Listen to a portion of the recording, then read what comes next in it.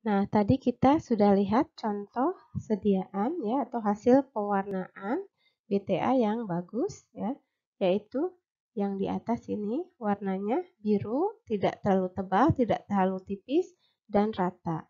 Dan kita lihat ada pola untuk meratakan ya, pola goresannya seperti ini. Nah, kemudian kita lihat contoh eh, yang tidak baik. Nah, ini yang sebelah kiri kita lihat ada yang terlalu tebal, ada yang terlalu tipis ya, dan diameternya tidak sesuai ya. Kemudian kita lihat ada yang warnanya tidak biru ya, tapi merah. Kemudian ada yang ini terlalu sedikit ya, zona yang digoresnya terlalu sedikit. Nah, kita prediksi apa saja sih kesalahannya? Kita akan perjelas pada slide berikutnya.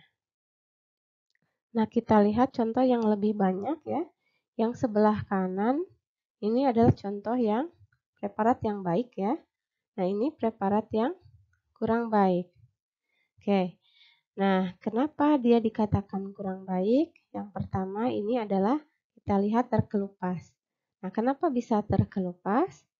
Kemungkinan besar ini pas begitu akan difiksasi waktu penghapusan ya pada kaca itu tidak menunggu kering dulu ya. Kan harusnya begitu kita buat sediaan ya digores, diratakan, kemudian nanti ditunggu kering baru difiksasi. Nah, ada kalanya dia tidak tidak kering ya, belum kering sudah difiksasi. Pada akhirnya dia tidak menempel dengan kuat pada kaca ya. Dan begitu dia dibilas maka dia terkelupas seperti itu ya. Itu kesalahan yang dibuat. Nah, kemudian yang kedua ini terlalu tebal. Kita bisa lihat ini tebal ya.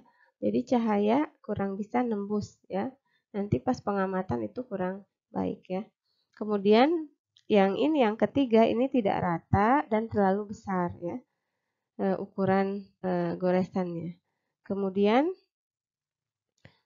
yang keempat ini terlalu besar ya, kita perhatikan ukuran zona apusnya lebih besar dibanding yang bagus itu. Kemudian ada dekolorisasi kurang. Nah, kita bisa lihat dari mana dekolorisasi kurang. Pencucian dengan asam alkoholnya kurang. Karena warnanya tidak biru. Ini ada warna yang ungu ya, ungu atau agak merah begitu. Jadi pas pencucian dengan asam alkoholnya itu harus dicuci sampai tidak lagi keluar warna merah gitu ya, sampai bening. Nah, itu baru yakin. Anda tidak usah takut bahwa si bakteri tahan asam akan kehilangan warna merahnya kalau tidak dicuci dengan kalau pencuciannya itu berlebihan atau sampai bening begitu ya. Tidak ya, karena begitu kalau kita memanaskan pas pewarnaan karbonfusin dengan baik selama 5 menit dengan uap ya sampai beruap tapi tidak mendidih dan tidak kering, maka yakin bahwa pori-pori bakterinya akan terbuka dan karbonfusin masuk.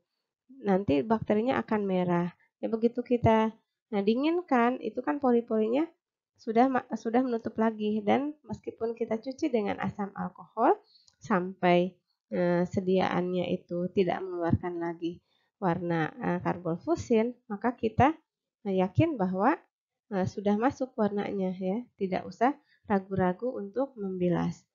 Bila kita ragu-ragu membilas, maka si warna karbonfusin masih ada pada sediaan.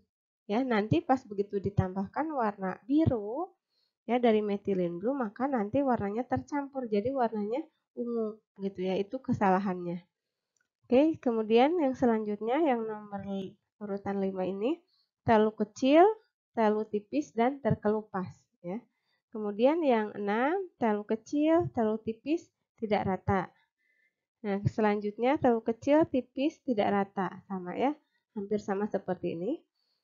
Kemudian yang selanjutnya tidak rata, kemudian ada bagian yang terlalu tebal, ada yang terkelupas, dan juga dekolorisasi kurang. Nah, ini semua kesalahan ada di sini ya.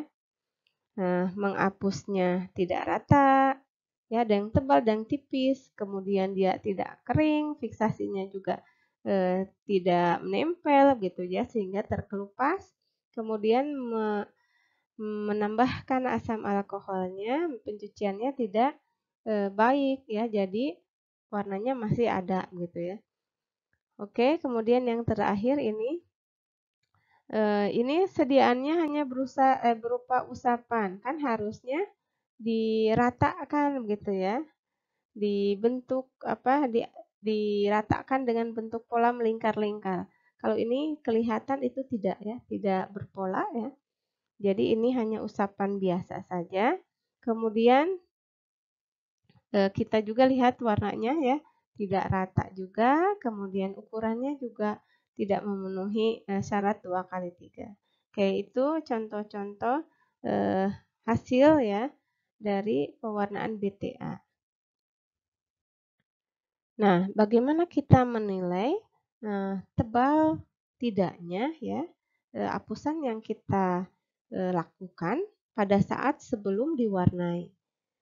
Kan kita pasti menilai dulu ya hapusannya. Kita bikin beberapa hapusan dari satu sampel ya. Kemudian kita nilai mana sih yang bagus. Nah, caranya bisa seperti ini. Diletakkan di atas koran ya atau tulisan. Kemudian kalau terlalu tebal, ini yang sebelah kiri, bahwa tulisannya tidak terbaca. Tapi kalau terlalu tipis, kita bisa membaca dengan jelas. Tetapi kalau yang baik ya, itu kita bisa melihat tulisan ya, tetapi tidak bisa membaca, tidak jelas ya. Nah, ini yang ketebalannya baik untuk kemudian dilanjutkan untuk pewarnaan. Apabila sediaan atau preparat yang kita buat itu sudah bagus, maka untuk BTA ini kita harus membaca berapa jumlah kuman atau ya jumlah bakteri BTA yang ditemukan pada keseluruhan hapusan yang kita buat. Caranya, gunakan mikroskop, kemudian pembacaan itu dimulai dari ujung kiri ke ujung kanan. Misalnya dari atas ya, dari atas, kemudian atas kiri ya, maju ke kanan itu beberapa lapang pandang kan terus ya. Misalnya satu lapang pandang, 2 lapang pandang, 3 lapang pandang, terus sampai akhir ya. Misalnya ada 10 lapang pandang. Nah, kemudian belok ke bawah ya, kemudian belok kiri ya. Belok ke kiri ya. Nah, belok kiri, kemudian terus. Nah, lapang pandang 11, 12, 13 gitu ya. Sudah sampai ujung sini, kemudian Anda belok lagi ya, ke bawah lagi, geser, kemudian ke kanan lagi ya. Berarti sini udah 20 ya. Berarti 21, 22, 23 seperti itu ya. Nah, selanjutnya sampai di ujung ya, sampai ujung. Nah, ini minimal harus 100 lapang pandang.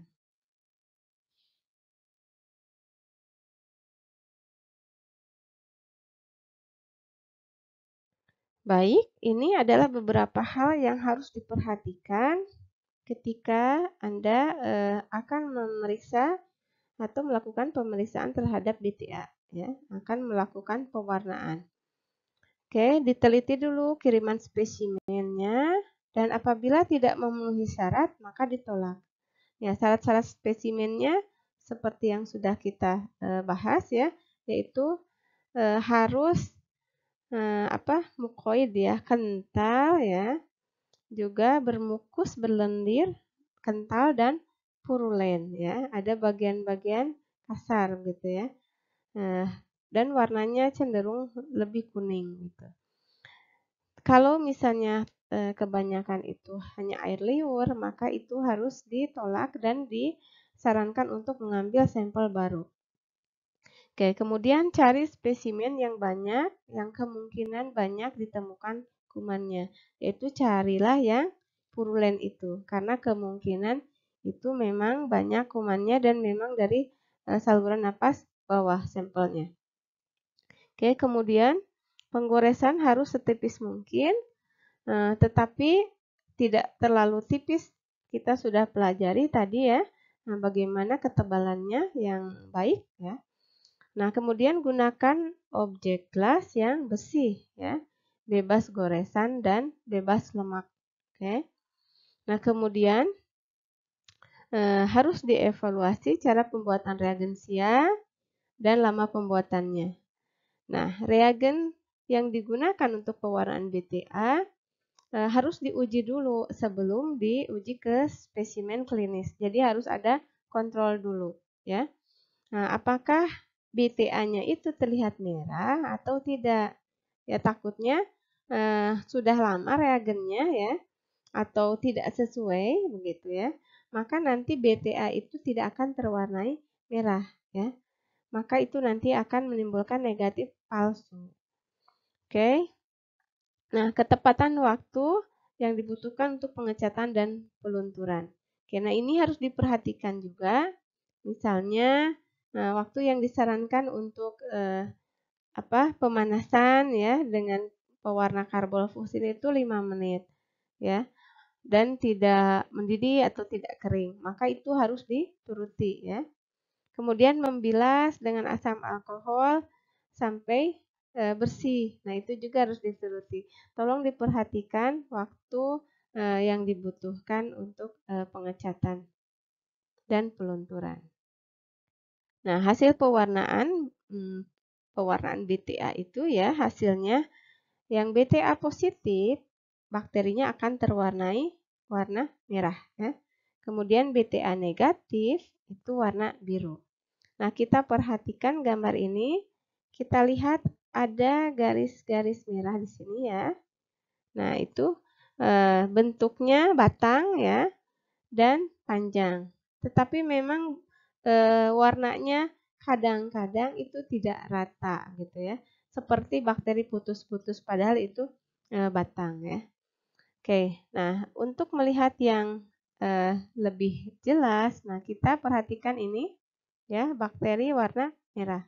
Nah, kadang mereka menumpuk ya. Jadi tidak hanya satu batang tetapi bertumpuk. Nah, yang bertumpuk ini kita harus kalau dalam satu lapang pandang kita menemukan banyak bertumpuk, kita harus hitung ya. Diprediksikan misalnya menumpuk 5, maka kita tulis jumlahnya 5 gitu ya.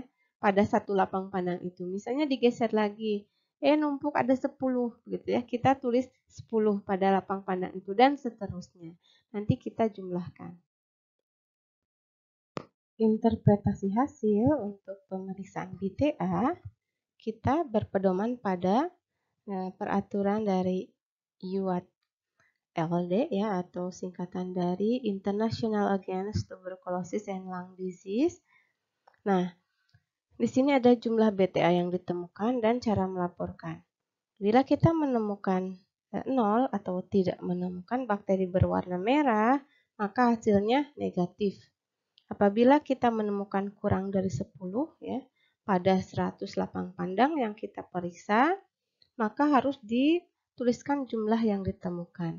Misalnya kita menemukan 7 atau menemukan 8 ya, maka ditulis BTA dengan jumlah 8 begitu ya. Jadi ditulis jumlahnya ya. Itu dinamakan juga scanty biasanya ya.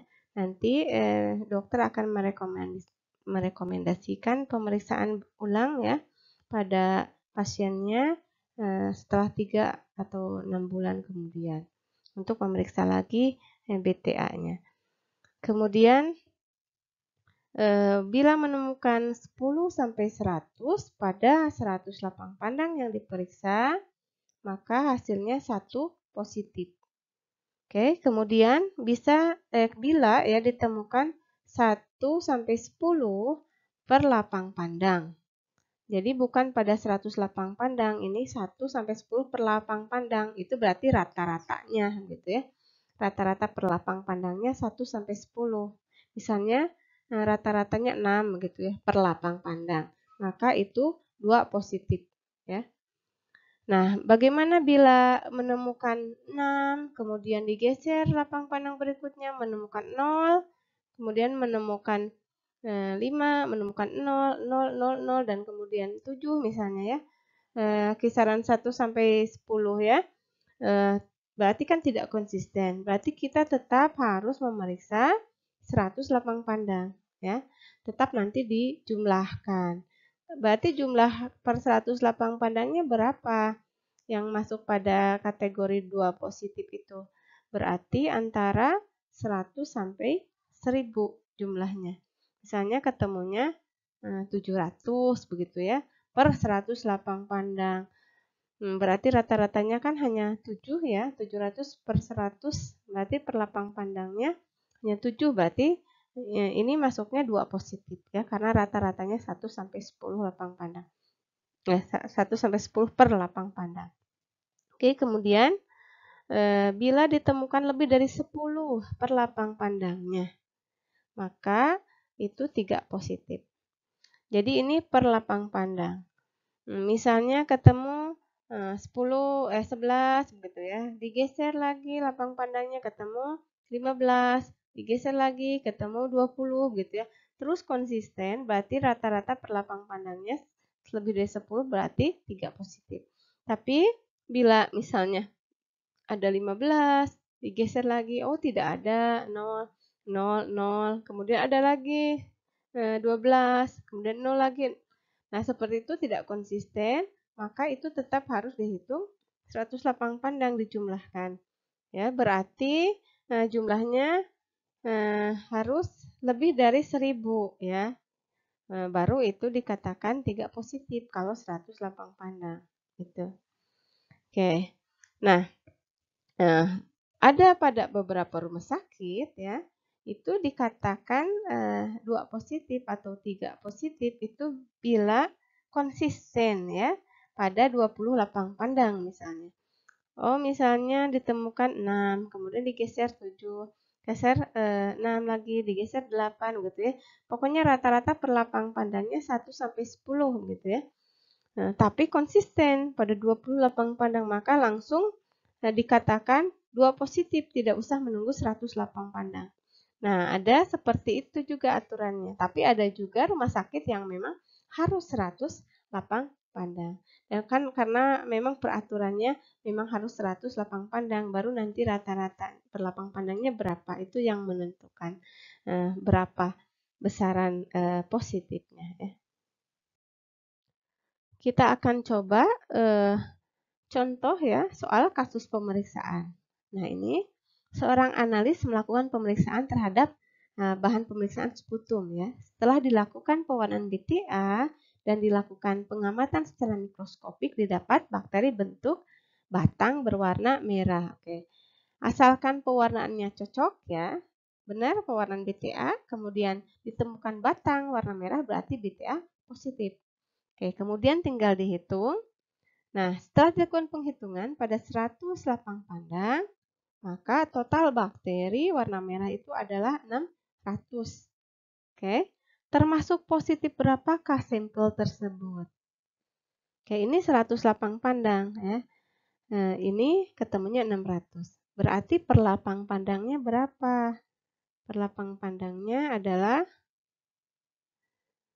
600 kemudian dibagi 100. Oke. Berarti jawabannya adalah 6. Nah, kalau 6 bakteri per lapang pandang, berarti berapa? Positif berapa jawabannya? Yaitu positif. Nah, benar ya jawabannya yaitu 2 positif ya.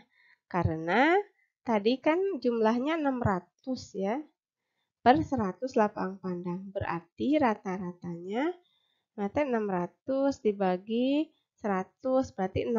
Nah, 6 itu masuk ke kriteria 1-10 per lapang pandang. Berarti 2 positif. Ini adalah organisme yang dapat terwarnai oleh pewarna BTA Johnelson. Nah, bila sampelnya sputum, maka organisme yang menjadi suspek atau tersangka yaitu Mycobacterium tuberculosis dan Mycobacterium bovis. Ya. Bila sampelnya kulit, yang jadi suspeknya yaitu Mycobacterium lepra dan Mycobacterium ulcerans. Bila sampelnya urin, Mycobacterium tuberculosis dan Mycobacterium bovis. Kemudian bila bilasan lambung, maka suspeknya Mycobacterium tuberculosis dan Mycobacterium bovis. Nah, kemudian bila sampelnya ada feces, maka bisa terwarnai yaitu protozoa ya penyebab diare, yaitu Cryptosporidium. Secara garis besar, bakteri yang dapat terwarnai oleh Johnelson ini adalah Mycobacterium dan Nocardia. Selain itu ada protozoa ini yaitu Cryptosporidium. Nah, untuk bakteri Mycobacterium lepra, kita bisa mengambil spesimen dari kerokan kulit ya, kerokan luka pada kulit. Nah, bisa daerah telinga, bisa daerah wajah, kemudian bisa juga lengan. Nah, kerokan kulit yang didapat itu kemudian ditransfer, diletakkan pada kaca objek ya atau pada preparat. Nah, setelah diwarnai dengan BTA, nanti kita bisa amati bahwa kalau Mycobacterium lepra itu bentuknya batang ya. Kemudian ada tersusun dalam berbagai formasi ya. Bisa di dalam grup 2-5 ya, paralel berjajar ya. Kemudian bisa juga membentuk klaster kelompok ya. Kemudian bisa juga membentuk massa seperti bola ya. Ini melingkar ya, membentuk bulatan. Warna yang diamati untuk Mycobacterium lepra sama seperti pada sampel sputum yaitu BTA positif merah, BTA negatif biru.